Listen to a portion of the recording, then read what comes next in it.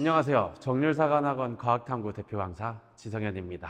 네, 여기 오른쪽에 저의 프로필 잠깐 넣어봤는데 저는 충북과학고등학교를 졸업했습니다. 네, 그리고 여기 부천에 와서 지금 강사로서 활동을 하고 있는데 네, 울산과학기술원이나 이런 곳은 우리가 흔히 말하는 과학 중점 학교들입니다.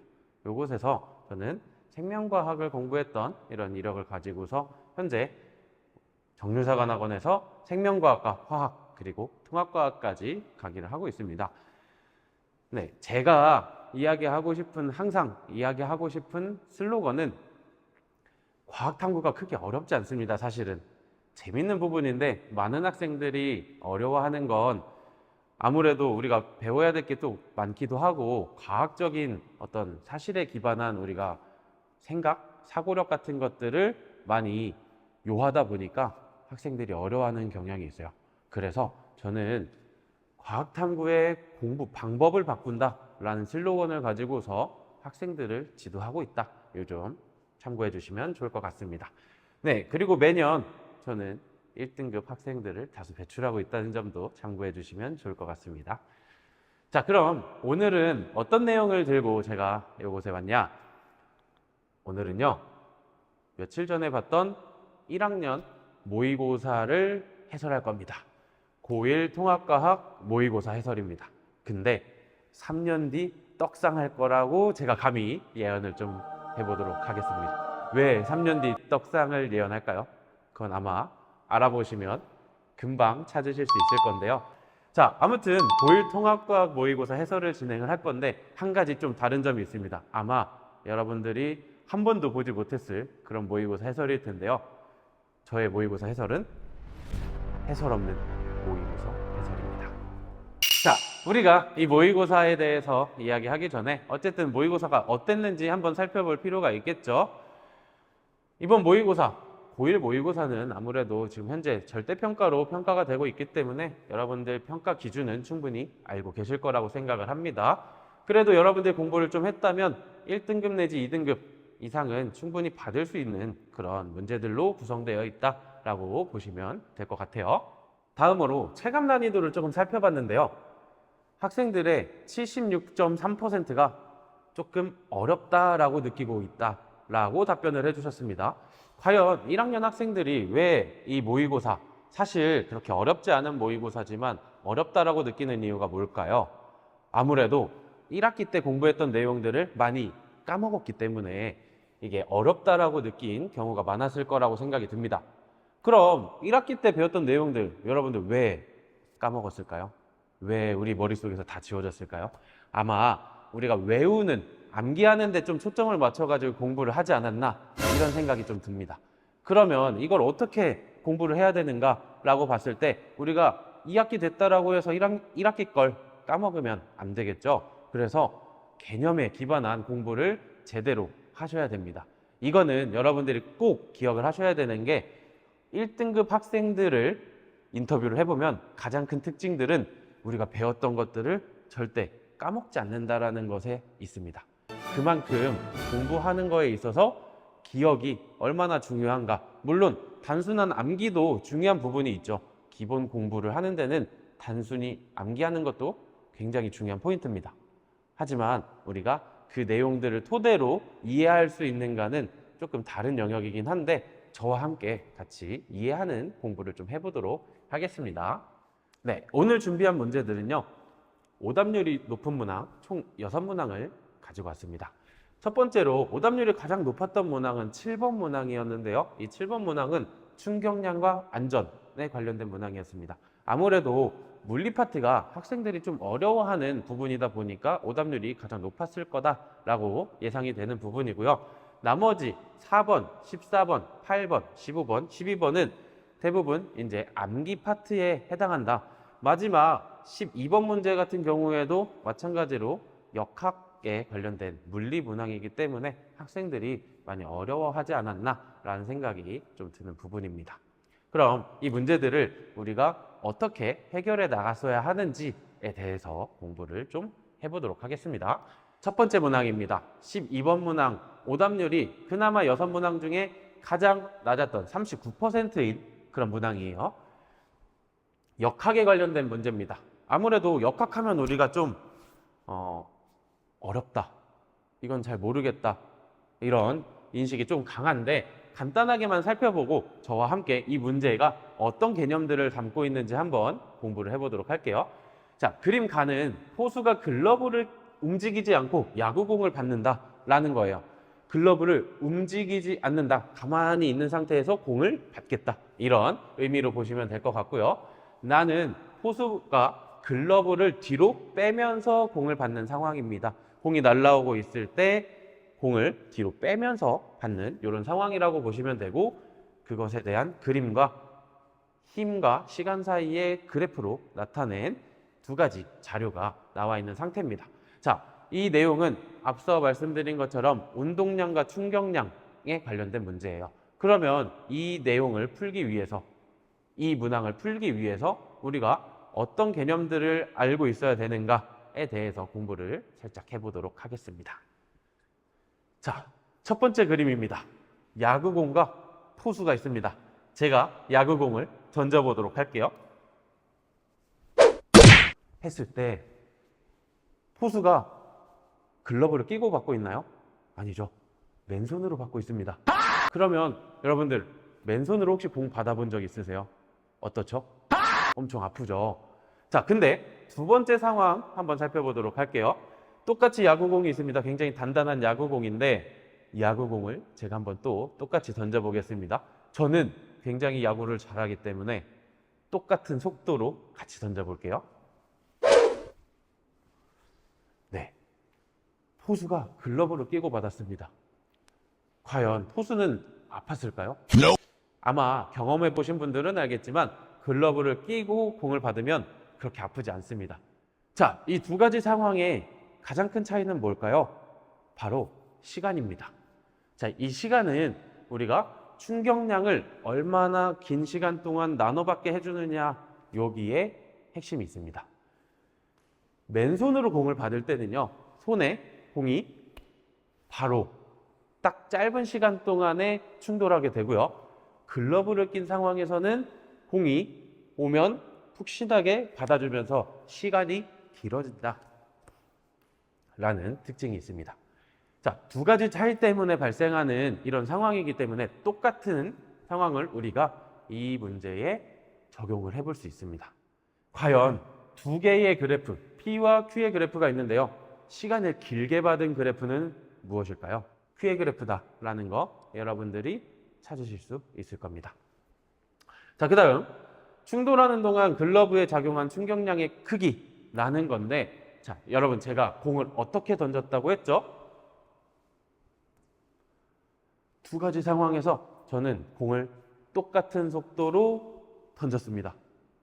그러면 과연 충격량은, 받게 되는 충격량은 같을까요? 다를까요? 요거는 고민해 보시면 충분히 답을 얻으실 수 있을 것 같습니다. 자, 디귿도 마찬가지 상황입니다. 제가 던진 공이 과연 글러브에 닿기 전까지 이 상황이 똑같을까요? 제가 분명히 똑같은 속도로 던졌다라고 말씀을 드렸습니다. 그러면 이 야구공의 운동량의 크기가 과연 다를지 같을지 충분히 찾으실 수 있겠죠. 네, 이렇게 운동량과 충격량에 대한 개념만 정확하게 이해하고 있다면 여러분들이 틀리지 않을 수 있었던 문항이 요 12번 문항이었습니다. 39%의 학생들이 이 문항을 틀렸던 이유는 아무래도 충격량과 운동량의 개념을 정확하게 이해하고 있지 못해서가 아니었을까, 제 개인적인 생각을 말씀드립니다. 두 번째 문제입니다. 15번 문항이었는데요. 오답률이 40%가 넘어가는 41.9%의 문항이었습니다. 해당 문항은 별의 진화 과정에 대한 문항이었습니다. 여러분들 별의 진화 과정, 아무래도 이게 1학기 초반에 배웠던 내용이라 여러분들이 기억이 조금 가물가물해졌을 거라 생각을 합니다. 마찬가지로 이 문항을 풀기 위해서 필요한 개념들을 저와 함께 정리해 보시고 여러분들은 이 문항을 꼭 공부한 후에 다시 한번 풀어보셨으면 좋겠습니다. 그럼 이 문항에 필요한 개념을 같이 한번 공부해 볼게요. 자, 여러분들의 이해를 돕기 위해서 제가 별 사진들을 몇 개 가지고 왔습니다. 오른쪽에 보시면 주황색 별 두 개가 있습니다. 위에는 조금 더 큰 별, 아래는 조금 작은 별 이렇게 준비를 했는데 위에 큰 별부터 조금 살펴보도록 하겠습니다. 이 큰 별은요, 우리 태양보다도 수십 배, 많게는 수천 배, 수만 배까지도 더 큰 질량을 가진 그런 별이에요. 이 별을 우리는 주계열성이라고 부릅니다. 우리는 이 별을 주계열성이라고 부릅니다.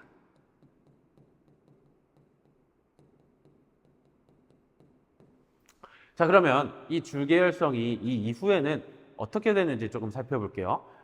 오른쪽에 보시면 굉장히 파랗고 이쁜 커다란 별이 하나가 있습니다.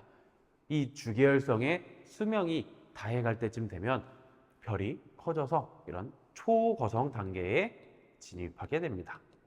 이 초거성이 수명이 다하게 되면 점점 쪼그라들다가 폭탄처럼 펑 하고 폭발하는 현상이 발생하게 되는데 우리는 이 현상을 초신성 혹은 초신성 폭발이라고 이름을 붙였습니다. 그래서 초신성 폭발이 일어나고 나면 그 잔해들이 남게 되는데요. 이 중심에 남아있던 잔해가 별로 희미하게 남아있는 상태를 중성자별이라고 부릅니다. 사실 희미하게 남아있다고 하지만 이 중성자별의 질량은 앞에 말했던 이 질량으로부터 유래된 것이기 때문에 굉장히 큰 질량을 가지고 있다라는 점 참고해 주시면 될 것 같고요. 자, 오른쪽에 이번에 조그만한 별을 살펴보도록 하겠습니다. 이 작은 별도 명칭은 똑같았죠. 주계열성이라고 불렀습니다. 자, 이 주계열성, 우리 태양이라고 생각을 하시면 되는데요. 이 태양은 약 100억 년 정도의 수명을 가지고 있다고 해요. 현재 한 50억 년 정도가 됐는데 남은 50억 년 뒤에 이 태양이 어떻게 변할지를 예측을 해보면 크기가 현재보다 훨씬 커지는 이런 초거성과 비슷하게 적색거성의 단계를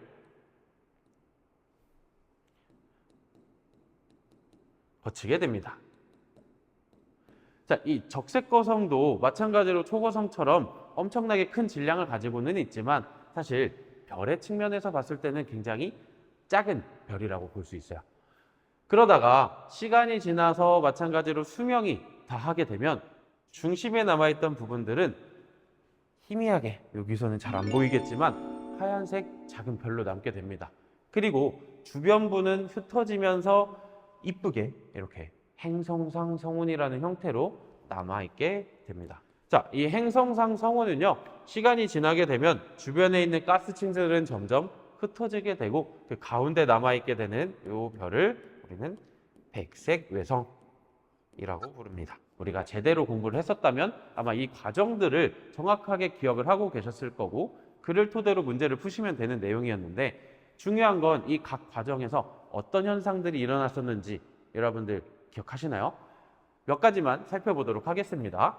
앞에 이야기했던 주계열성 단계에서는요, 내부에서 수소핵융합 반응이 일어난다. 기억나시죠? 수소핵융합 반응이 일어나는 과정이 주계열성 단계였고요. 오른쪽 초거성과 적색거성 단계를 거치면서 헬륨보다 더 무거운 원소들이 합쳐지면서 무거운 금속성의 성분들까지도 만들어지는 과정이 별 내부에서 일어났다라는 거 아실 수 있는데 조금 구분을 해보자면 초거성 단계는 철, 우리 Fe 철 아시죠? 적색거성 단계에서는 C, 탄소까지 만들어지는 그런 과정이 별 내부에서 일어나고 있었습니다. 그럼 PD님 혹시 철보다 무거운 원소가 있는 거 아시나요? 네, 철보다 무거운 원소 너무 많습니다. 근데 그럼 그 원소들은 언제 만들어졌을까요? 초신성 폭발 과정을 통해서 그 철보다 무거운 원소들이 만들어졌다라고 배웠습니다. 기억하시죠? 그러니까 별의 진화 과정에서 우리는 원소들이 어떻게 생성되었는가를 배웠고요. 그 내용을 토대로 풀 수 있는 문항이 앞서 봤던 15번 문항이었습니다. 자, 마지막으로 여러분들의 이해를 좀 도와드리려고 제가 영상을 하나 준비했는데요. 영상 한번 보시면 이해를 훨씬 잘 하실 수 있을 것 같아요. 영상 보고 가시죠.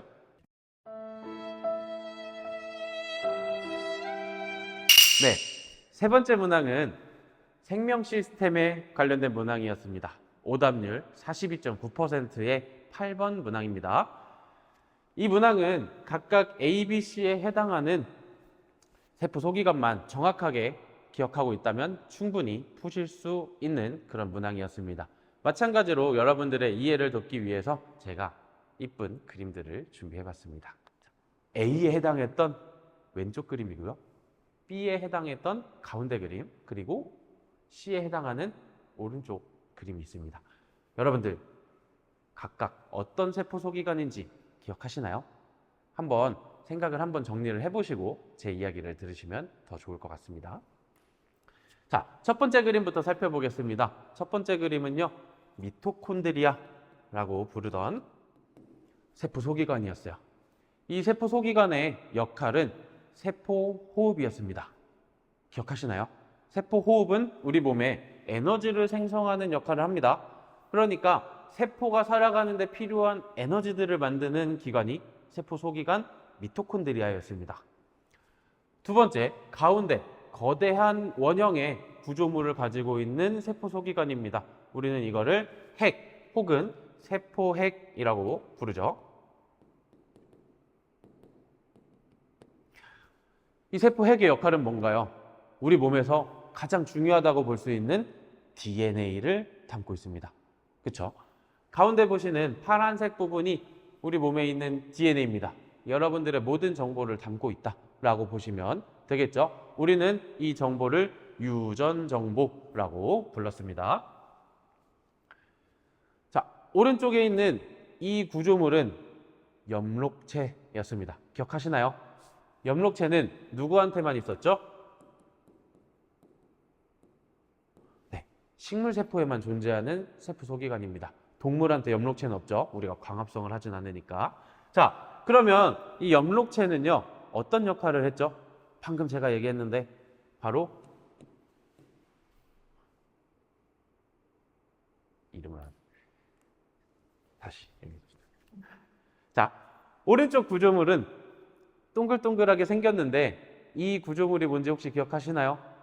이 엽록체의 가장 큰 특징 중에 하나는 동물한테는 없고 식물한테만 있다라는 거였습니다.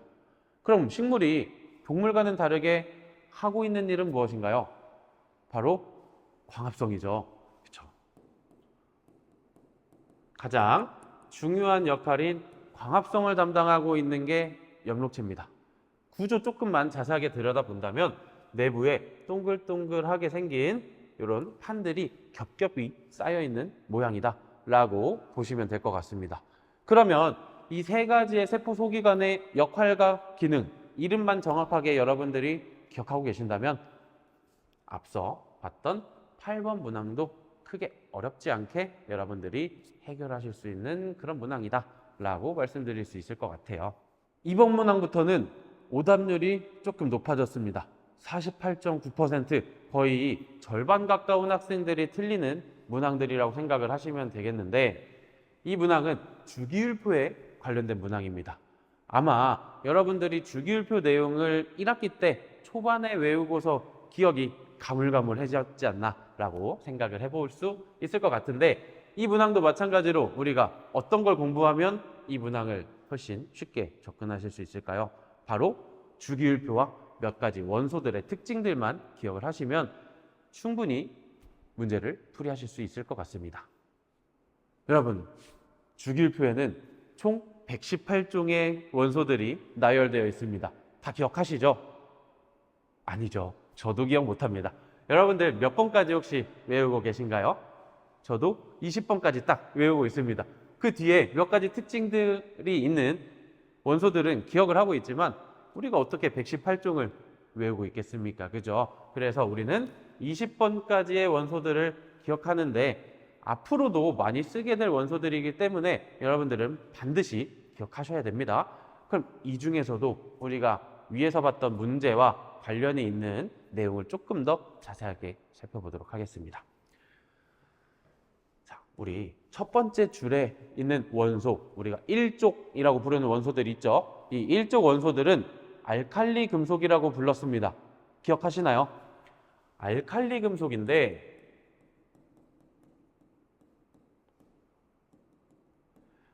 가장 많이 헷갈려 하시는 부분이 있습니다. 뭘까요? 가장 위에 있는 이 녀석. 누구죠? 수소입니다. 맞아요. 수소는 여러분 금속일까요? 비금속일까요? 맞아요. 비금속입니다. 그러니까 알칼리 금속이라고 불리는 일족 원소들이지만 우리는 누구를 제외한다? 수소를 꼭 제외하고서 생각을 하셔야 된다는 점 잘 기억을 해주셔야 되고요. 두 번째로는 우리가 기억하고 있는 이 주기율표 상에서 오른쪽으로 갈수록 혹은 왼쪽으로 갈수록 어떤 특징들이 있었는지 좀 기억을 되새겨 보실 필요가 있습니다. 왼쪽에 있는 금속 원소들은요, 우리가 전자를 잃으려는 성질들이 강합니다. 반대로 오른쪽에 있는 원소들은 전자를 뺏어오려는 성질들이 강해요. 기억하시죠? 요거에 대한 성질들만 잘 구분하실 수 있다면 위에 문제도 잘 푸실 수 있는데 두 가지 원소만 잠깐 살펴보고 우리가 정리할게요. 제가 준비한 원소는 F, 뭐죠? 플로린, CA, 뭘까요? 칼슘. 두 가지 원소의 성질들만 조금 기억을 해보도록 하겠습니다. 자, 플로린은요, 지금 전자가 몇 개 있나요? 9개 있죠. 자, 9개의 전자가 있고 마지막 요 전자 껍질에는 총 8개의 전자가 들어갈 수 있습니다. 근데 9개가 채워져 있다 보니 마지막 전자 껍질에는 총 7개의 전자가 들어가져 있게 됩니다. 근데 이 플로린은요, 8개를 꽉꽉 채우고 싶은 욕심이 강한 그런 비금속 원소예요. 그럼 어떻게 할까요? 주변에 있는 다른 원소로부터 전자 하나를 뺏어 오려는 성질이 강한 그런 원소라고 보시면 되겠습니다. 자, 반대로 오른쪽에 있는 칼슘은요, 바깥쪽에 전자가 딱 2개 있습니다.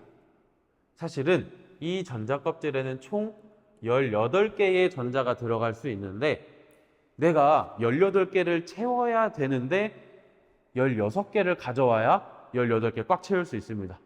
그러면 어떻게 될까요? 좀 오히려 포기하고 싶은 마음이 강해질 수 있겠죠. 그죠? 칼슘도 똑같습니다. 오히려 이 전자 2개를 떼내고자 하는 성질이 더 강해지는 게 칼슘의 특징입니다. 말씀드린 것처럼 칼슘은 주기율표상에서 왼쪽에 있는 원소고요. 플로린은 주기율표상에서 오른쪽에 있는 원소입니다. 각각의 성질들 잘 기억을 해보시면 해당 문제 푸시는데 충분히 활용하실 수 있다라고 말씀드릴 수 있겠네요. 자, 방금 설명드린 내용을 토대로 이 14번 문항 다시 한번 꼭 풀어보시면서 필요한 내용들을 내가 전부 다 이해했는가 한번 살펴보시면 좋을 것 같습니다. 자, 이제 거의 다 왔어요. 5번째 문항입니다. 이 5번째 문항 말씀드린 것처럼 오답률이 이제 50%를 넘어서기 시작했습니다. 고1 학생들의 절반 이상이 틀렸다라는 거죠. 그러면 과연 이 문제를 왜 틀렸을까라고 생각을 해봤을 때 아마도 여러분들은 이 신소재 내용을 그냥 암기에 집중을 해서 문제를 풀지 않았나라고 생각을 합니다. 자, 보시면 LED에 관련된 사진이 하나가 있고요. 오른쪽에는 작은 갈고리 모양의 가시가 있는 독고마리 열매의 사진이 그려져 있는 그런 문제였습니다. 그러면 우리가 이 LED와 독고마리 열매는 어떤 내용들을 담고 있는가라고 공통점을 좀 생각을 해봤을 때 바로 신소재라는 점을 아실 수 있죠. 그럼 우리가 이번에 공부해 볼 내용은 뭘까요? 바로 신소재입니다. 신소재입니다. 신소재 중에서도 우리가 독고마리 열매를 잠깐 살펴보도록 하겠습니다. 자, 오른쪽에 실제 독고마리 열매를 확대해 놓은 사진을 가져와 봤습니다. 어떻게 생겼나요? 갈고리 모양으로 생겼습니다. 그죠? 그럼 이 갈고리가 다른 섬유에 걸리면서 우리가 찍찍이라고 흔히 부르는 벨크로 테이프를 만들 수 있는 형태인데, 자, 왼쪽에 있는 건 벨크로 테이프를 확대해 놓은 모습이에요. 과연 여러분들이 판단했을 때 똑같은 구조로 되어 있는 것 같나요? 이 갈고리 모양이 이 섬유에 걸리면서 찍찍이에 우리가 기능을 사용할 수 있다라는 사실 알 수 있는 그런 내용이었습니다. 굉장히 간단한 개념을 가지고 있지만 이야기한 것처럼 우리가 단순 암기에 의존하고 있기 때문에 여러분들이 시간이 조금 지나면 까먹게 된다. 하지만 우리가 실제 이런 모습으로 이렇게 벨크로 테이프를 만들었다라는 사실을 이해하고 있었다라면 과연 까먹을까요? 네, 아마 까먹지 않고 잘 기억을 하고 있었을 겁니다. 그러니 여러분들은 이해에 기반한 공부를 하셨으면 좋겠습니다. 어렵지 않은 문항이었죠? 자, 드디어 마지막 문항입니다. 오답률이 무려 52.5%, 그러니까 절반보다도 더 많은 친구들이 틀린 문제인데요. 이 문제도 마찬가지로 물리에 관련된 운동량과 충격량 그리고 안전에 관련된 그런 문제입니다. 자, 정지해 있는 벽에 자동차가 충돌하는 모의 실험입니다. 여기 있는 거 사람 아니고요. 마네킹입니다. 자, 마네킹을 충돌하는 실험인데 그러면 여러분들 혹시 당연히 그러면 안 되겠지만 사고를 경험해 보신 분이 있나요? 네, 많지 않을 건데 저는 사고를 경험해 본 적이 있습니다. 차를 타고 가다가 갑자기 앞에 차랑 부딪히는 그런 경험을 해봤습니다. 그때 내 상황을 돌이켜보면 앞쪽으로 봄이 튕겨져 나가는 이런 현상을 겪었거든요. 요거에 관련된 내용이 요 7번 문항입니다. 우리는 이거를 관성이라고 부를 거예요. 자, 관성에 대해서 우리가 조금 더 이해를 해보기 위해서 많은 친구들이 경험해봤을 그런 상황을 준비해봤습니다.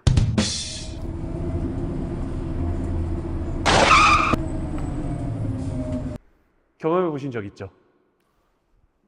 네, 맞습니다. 우리가 버스나 지하철에서 자주 겪는 현상인데요. 차가 갑자기 멈추거나 출발할 때 나타나는 현상, 우리는 이거를 관성이라고 배웠습니다. 모든 물체들은 운동을 하고 있을 때 그 운동 상태를 계속 유지하려는 현상이 있어요. 제가 버스를 타고 가고 있습니다. 앞으로 가고 있겠죠? 앞으로 가고 있다라는 건 이렇게 가고 있을 텐데 앞으로 가고 있는 운동 상태를 계속 유지하고 싶은 겁니다. 그러니까 내 몸은 앞으로 계속 튕겨 나가려고 하는데 자동차만 멈춘 상황에서 발생하는 이런 현상을 우리는 운동관성. 반대로 자동차가 멈춰 있다가 갑자기 출발하면 어떻게 되나요?